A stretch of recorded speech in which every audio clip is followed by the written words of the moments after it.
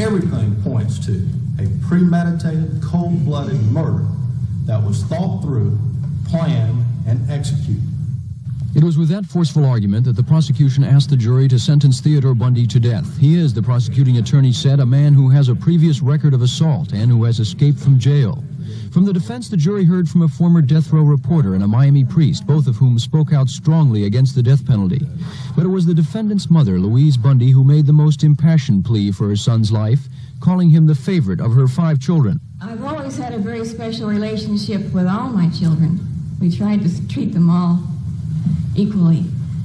But Ted being the oldest, and you might say my pride and joy, our relationship was always very special.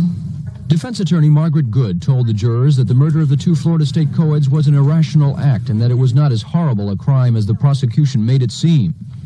It's not heinous, atrocious, or cruel because of the fact that they were not aware of impending death, they did not suffer, and there was no element of torture involved whatsoever as to the victims who died.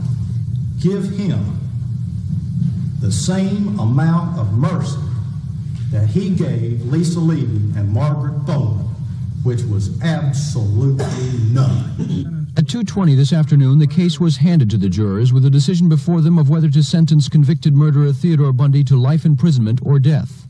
Just 1 hour and 40 minutes later, the jurors returned with a decision. They recommended the death penalty. We, a majority of the jury at Miami-Dade County, Florida, this 30th day of July, A.D. 1979, recommend that the court impose the sentence of death.